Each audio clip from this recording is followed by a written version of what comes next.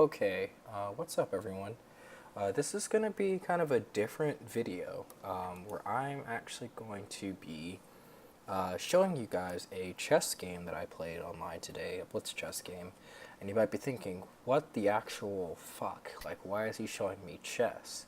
Thought this was a WoW channel. If you guys don't know, and you probably don't, but the first game I ever played competitively was chess. Way before I played WoW, I've been playing chess since I was in elementary school. I've won a couple of tournaments here and there, went to nationals a couple of times, and I actually used to teach it as a part-time job in elementary school. So I've actually been doing chess way longer, know way more about chess than I do about any other game, and actually affects in a positive way how I look at other games like WoW, and I can analyze them and try to get better at them based on, a lot of the tactics and the ideas and the way that you break things down that you do in chess. So that all kind of works together, and that's how I look at things. So I really just have been playing more chess than anything else because, of course, WoW is getting a little bit boring, a little bit dry until Legion comes out. So whereas most people playing Overwatch, I decided that it would be a good idea to play some chess.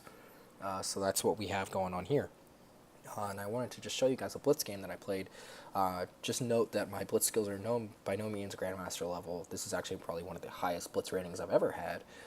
My standard rating is much higher than this. It's 1700 almost. And I play much better standard chess.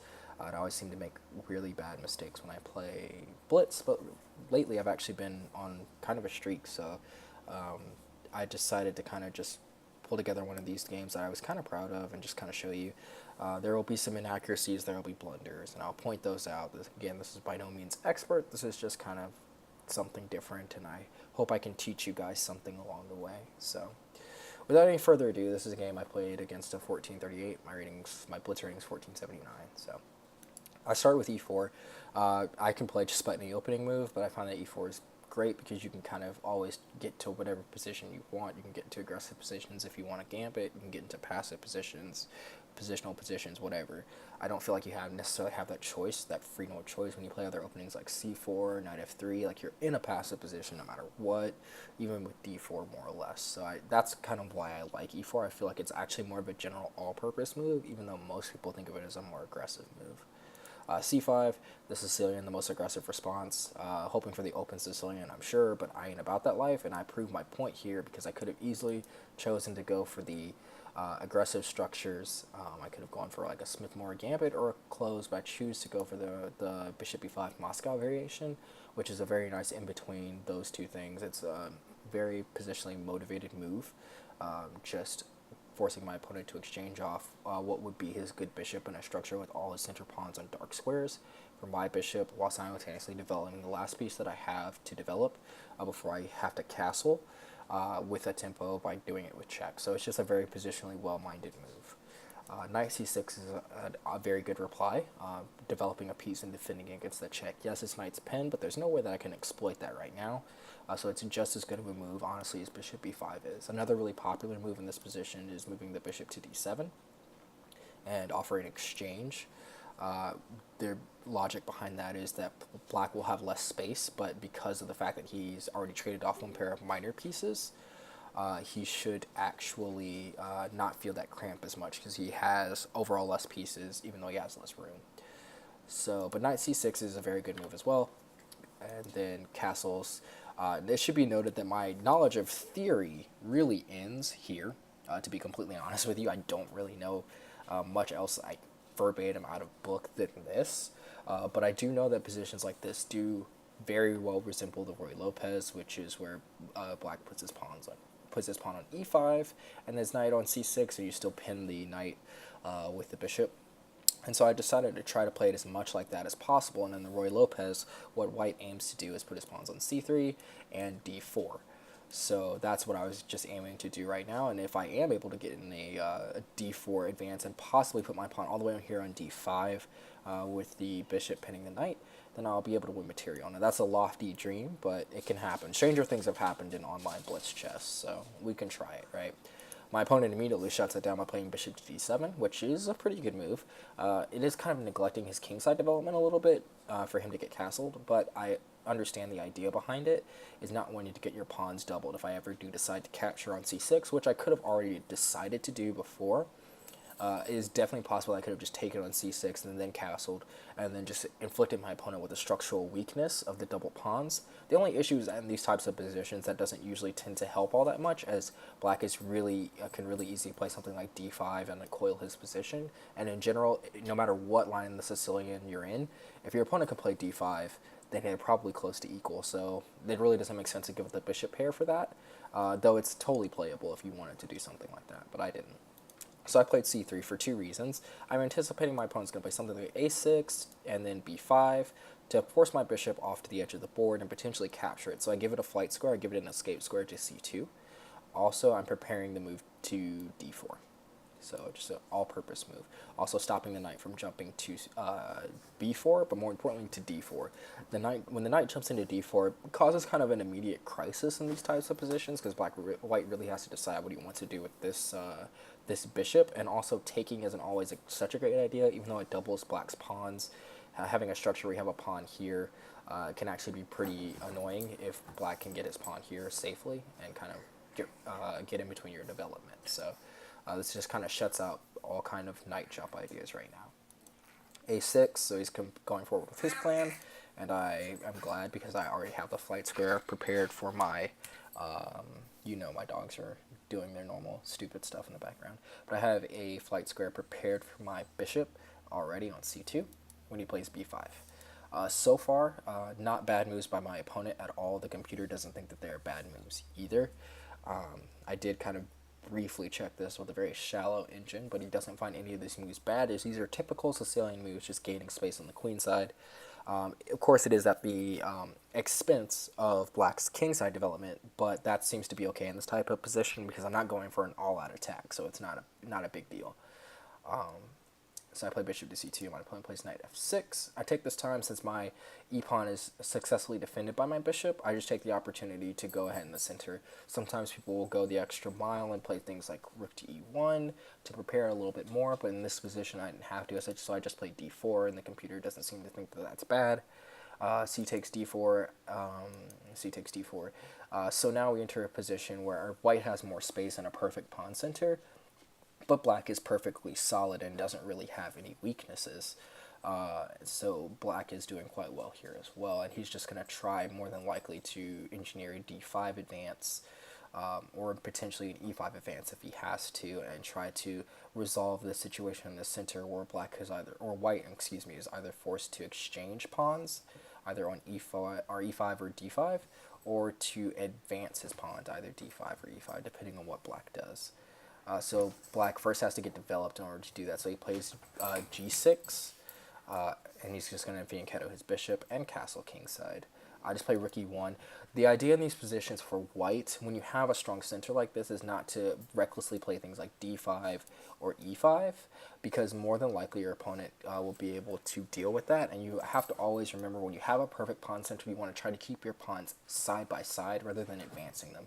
Because when you'll notice that when my pawns are side by side, they control this square, c5, d5, e5, and f5. They control 4 squares altogether, very nice and in a row, which creates my space advantage, which means my opponent can't put a piece here without it getting taken, or here without it getting taken, or here without it getting taken. So I make it really hard for my opponent to be able to do a lot of active things simply by having my pawns here side by side. But if I get really reckless and start playing things like d5, then all of a sudden my opponent has the e5 square for his knight. Or if I start playing things like e5, my opponent has the d5 square.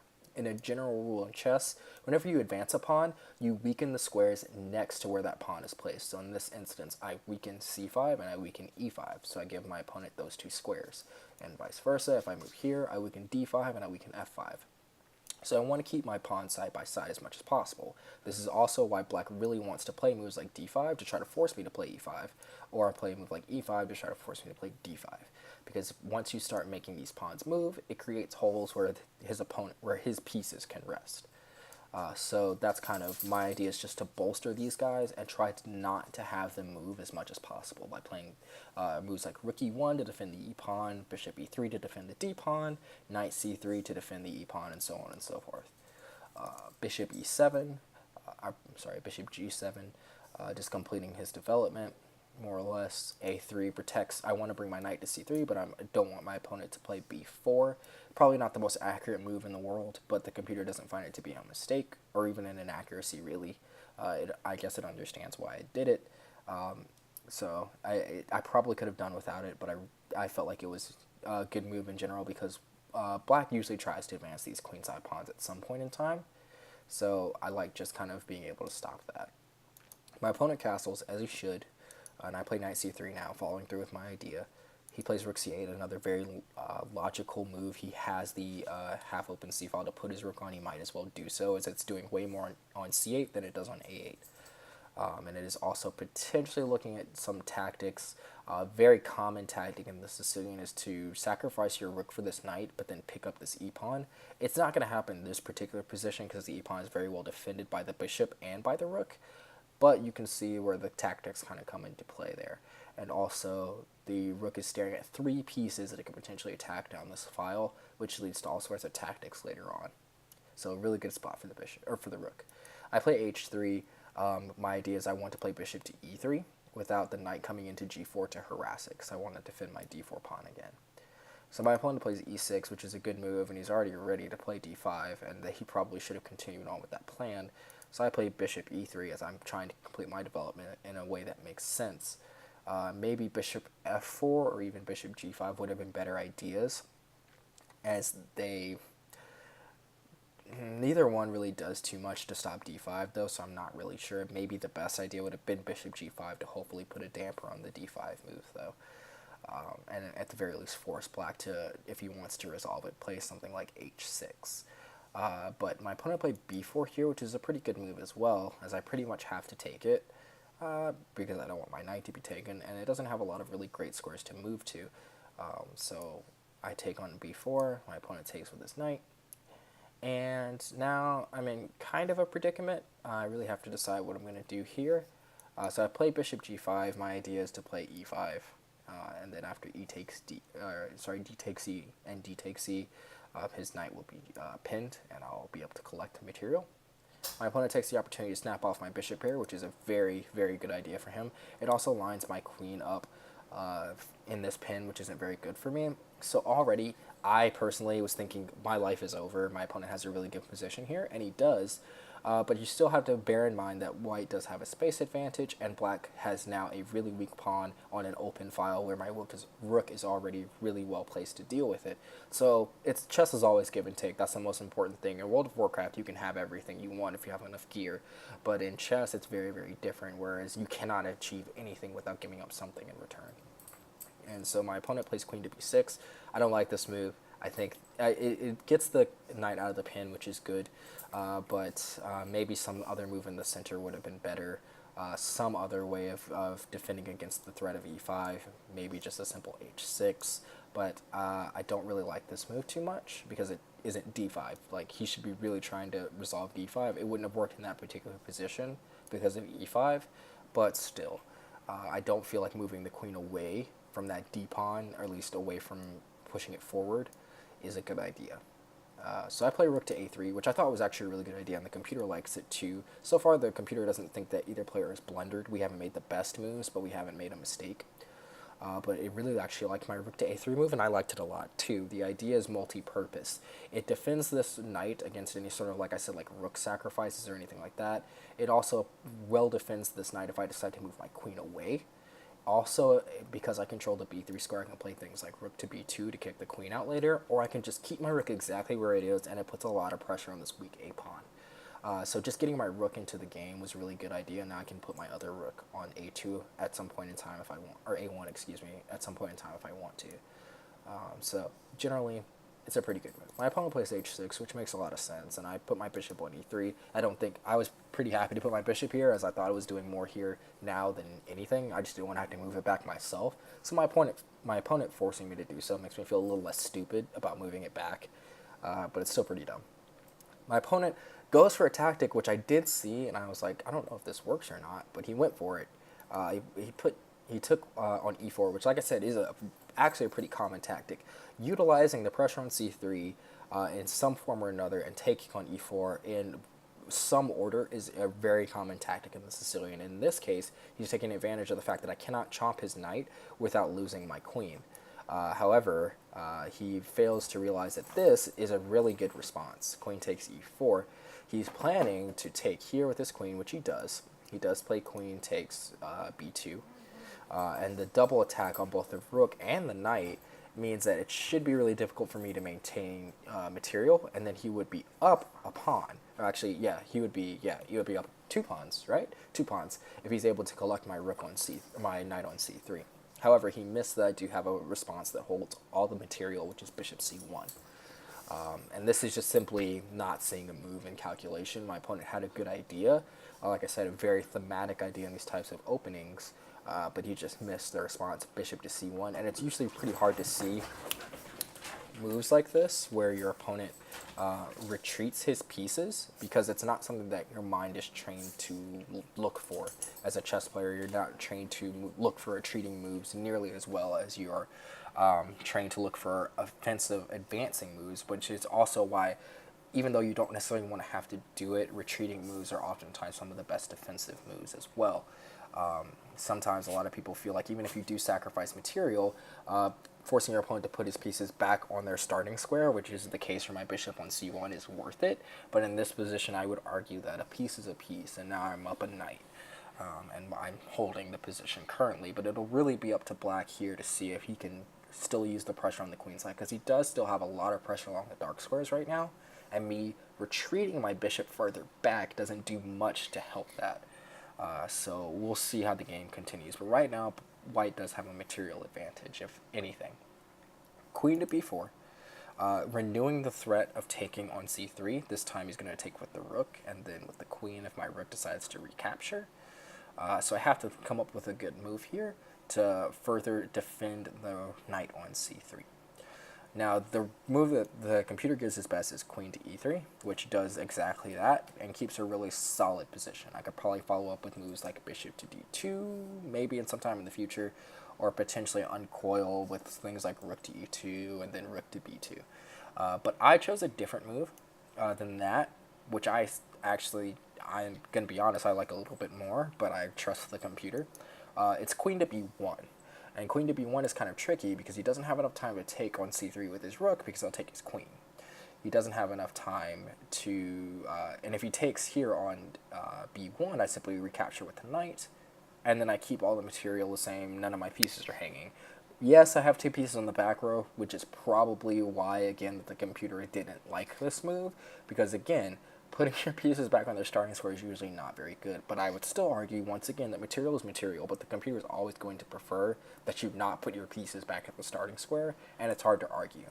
But I liked this move, not only because it solves the threat on my c3 knight, but more importantly that it offers the trade of pieces, which is something that you always should seek to do whenever you're up in material in chess, because your material advantage will be much more important when there are less overall pieces on the board. So that was the idea behind queen b1, and this was Blitz. As you can tell by the remaining time on our clocks here, I had 1 minute and 59 seconds, so at this point in time, I wasn't thinking too much. So queen to c4, trying to keep the queens on the board. I definitely agree with this whenever you're down in material. If you're up in material, you want to trade. Whenever you're down in material, you don't want to trade. That's the logic behind that, because you want to try to mate your opponent. That's the only way you're going to get out of it. If you let the game continue logically into an endgame where people just trade off pieces equally, then you're just going to be down.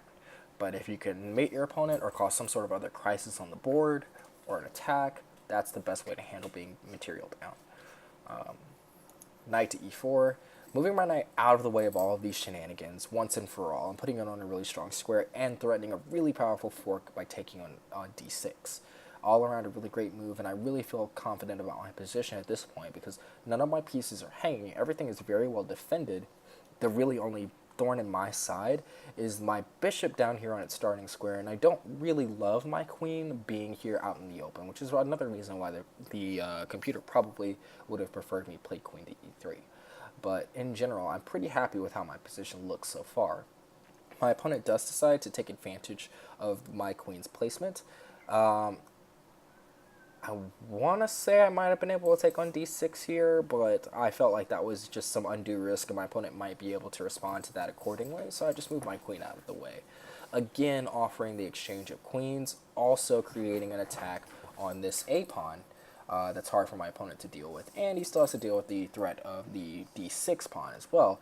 The computer likes queen a1 better, and I'm sure there's a reason for that. I perfectly well like the move queen a2 though, because I'm very partial to moves that offer a trade of queens.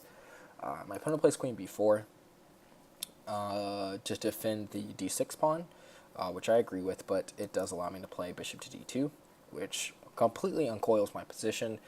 Now all my pieces are actually excellently placed for the position that I'm in currently.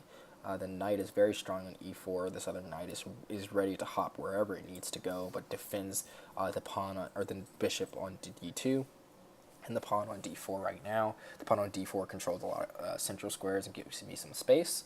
My queen and rook are well placed to attack the a pawn, and I can even potentially follow up with something like rook to b1 later on and potentially gain control of the b file. So I'm doing pretty hot right now, and my opponent doesn't have a lot of really good moves, so he plays queen to b2. Honestly, I think he should have tried to keep the queens on the board and tried to fight it out, because there's not much left for him in the position where the queens are off the board. But unfortunately, it is kind of hard to really suggest a move for black in that situation. The computer did, but it wasn't too great. Anyway, I mean, white still has an advantage. Rook takes b2, queen takes, rook takes. Bishop to c3. Now this was a mistake by me. I had my choice of pawns to take. I completely spaced and didn't realize my bishop is defended not once but twice here, and I should have taken on a6. I could have also taken on d6, but in this position, black's only trump card, the only thing that black has that can really win the game, besides his bishop pair, is going to be this little pawn here on a6, because there's nothing in the way of it. It's what we call a pass pawn, and it could potentially become a queen. So I made a mistake here of one in not taking either one of these pawns, but most importantly in not taking this a6 pawn. Though it's still more or less dead in the water, but I definitely should have done it. I totally didn't realize that my bishop was defended. Again, running really low on time here, and in situations like that, it's very easy to be very reactive. Seeing my opponent's piece in relation to my own, I was like, I have to move my bishop, and I'll move it someplace that attacks his rook. What could be better than that? And in a lot of cases, that kind of split-second thinking is what's needed in Blitz, but sometimes it just means that you make a bad move, and that's what happened in this case. So I played bishop to c3. Still, my position is obviously to be preferred, but I definitely could have done better. I play rook e to a1 just to perform a battery here, put pressure on the a-pawn, and it's really more or less dead in the water. He could tie down his other rook to defending it, but then I just take your d6 pawn, so it's really very difficult for black to play here. He plays d5, attacking my knight, and getting rid of the weak pawn on d6, but in all honesty, this is what we were talking about before. We'll go back a move. In this position, I'd really love to put my knight on c5. It attacks this undefended bishop. It threatens not only that, but creating a fork here on d7 between these two rooks. And it also threatens this weak pawn. So I'd really love to put my knight there. The only thing stopping me is if I put it here now, he can take it. So it's hard, again, to suggest a move for black, but to be honest with you, I don't like d5 because it gives up control of the c5 square, and it's really looking abysmal for black in this position after I play knight to c5. My opponent plays bishop b5, and I'm just, at this point in time, maybe there are other good moves, but this was the simplest, which was just to go up another pawn, and to exchange pieces. So now you can definitely start to feel my advantage. Even though this bishop is not doing too terribly much, it's doing pretty much all I need for it to do, which is to defend this pawn and help me stay material up and hold this position, which is all I need for it right now. My dream is to be able to exchange off my knight for this bishop one day, and then control the dark squares with the bishop that I have left. My opponent plays rook to b3, trying to incite some sort of trouble. I had a couple of different moves that I could have played here, but I played rook to c6. I like this move. I could have played other things, like, for instance, in this position, like I said, my bishop's not doing a lot, so a really good plan in this position would be to put my bishop on d2, then hop it to f4, and then to e5, where it could at least exchange itself for this other bishop, and then my opponent wouldn't have any minor pieces left on the board. And in a dream world, that's where I would like to put my bishop. And the mark of a good player is understanding how to take a bad piece and then put it in the best possible position in that in this type of position. So that would definitely be here. And I could have started that plan by playing bishop to d2 immediately. However, I chose rook to c6, one, because I was low on time, but two, I actually like this move because it does defend the bishop, and it stops my opponent from being able to put his rook on c8 to control the c-file, which is really important. I want to try to reduce the activity in my opponent's pieces as much as possible so I don't have to work very hard to win this game. I just can slowly start moving my pieces to points where they can have to be traded off, and then just sort of win more or less by numbers. So not allowing my opponent to go to c8 with his other rook and put pressure this way, and more importantly, just giving my opponent less open files to work with was nice. Because now not only do I control the a file, but I control the c file. My opponent's only opportunity left is to put his rook on b8. And I can always make this idea of d2 and f4 and e5 happen, whereas if my opponent puts his rook on c8, I lose out on the opportunity to move my rook to c6. So I like rook to c6 a lot. My opponent takes the opportunity to put his rook on the only really influential square it can go to, which is f to b8, which makes a lot of sense. He always has the opportunity to play something like rook to b1 and then force an exchange of rooks and potentially do some attacking along my back rank. It's probably not going to be lethal in this type of situation. As the general rule goes, you can't really mate with one piece. But at the very least, it's a kind of a bailout strategy, more or less, for black. But more or less, he's just moving his rook to a good spot and defending his other one, which is always a good idea. Generally speaking, if you have an open file, you want to get your rooks to it, and then if you have one rook there, you want to double them up. Rook to c7 was the move I chose. My idea is to play knight e5, and then to attack on f7, which is really hard to defend without moving your rook back to where it came from, or exchanging yet another piece, which just furthers my material advantage, and succeeds in weakening those dark squares we talked about. So my opponent plays bishop f8. His bishop's not doing a lot here on e7. It's just staring at this pawn. So he's probably going to play things like bishop to d6, other stuff, bishop e7. It wasn't doing a lot here, much like my bishop's not doing a ton here. He was just faster at rerouting his than I was. So I play knight e5, furthering my plan, attacking this f7 pawn, and then bishop to d6 is a decent response to that because I probably could have done other things here in this position, but the fact of the matter is I would really just prefer if he just traded the pieces off, honestly. So I just played rook to c6, still defending my my bishop. I could have also played something like rook to d7, more or less forcing maybe an exchange, but then I just thought that that was probably more work than I had to do. When rook to c6 really asked the question of the bishop, and there's nothing better to do than exchange it on e5. And then I've reached the position that I really want, which is no more minor pieces on the board and full control of the dark squares. And now you can see that my opponent's king is never, ever going to be able to get out. That's what's most important about this position. If my opponent never made any mistakes from here on out, I would very, very easily win this position, not through some overwhelming attack, but for the simple fact that my opponent's king can never really get out because of the fact that I control all these dark squares with this pawn and my bishop. There's no real escape squares for him, especially not ones I can't cover with my rooks. So it's actually really easy to construct a mating net now as well. So it's very easy for white to play, and there's no risk involved in this situation at all for white. My opponent plays king to f8, trying to get his his king out there, but bishop to d2, trying to reroute my bishop to greener pastures, using the threat on the h6 pawn to either force my opponent to play h5 and weaken the dark squares even more, or to move his king back, which he doesn't want to do anyway. So just a decent move, and my bishop wasn't doing a ton on c3 anyway, except being a target. My opponent goes rook 8 to b7. Now this is the decisive mistake of the game, not because it hangs the h6 pawn though. Obviously, hanging the h6 pawn is not good. If my opponent had played any other move, however, so h5, king g7, while king g7 is kind of embarrassing and h5 is kind of this move right here, this was a decisive mistake as it weakens my opponent's back rank to the point where it makes it lethal. And I can show you here in just a few more moves how lethal it is. I do take here because obviously free pawn is free, dark squares are dark squares. My opponent plays king e7, dark square, and you see. Now my bishop comes to g5, and you see exactly what I'm talking about. This dark square control is lethal It is absolutely lethal, as my opponent now doesn't really want to go backwards. So king to d7, and then I play rook to a to c1. I don't care about the a file now, and I highly doubt my opponent cares about the a file now. Really what I want to be able to do is play rook to d6 here. My opponent doesn't see that and plays rook to b4, and I play rook to d6, and here, unfortunately, there's really nothing that you can do because of the fact that the rook is here instead of defending the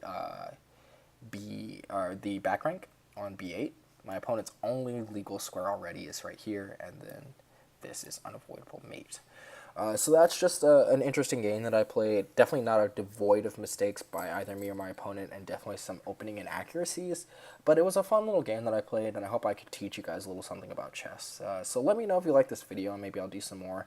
I do stream chess, and I actually get more views than when I stream WoW. So if you want to check that out, I'll definitely put the link to that in my description as well. Thank you guys so much for watching, and have a good day.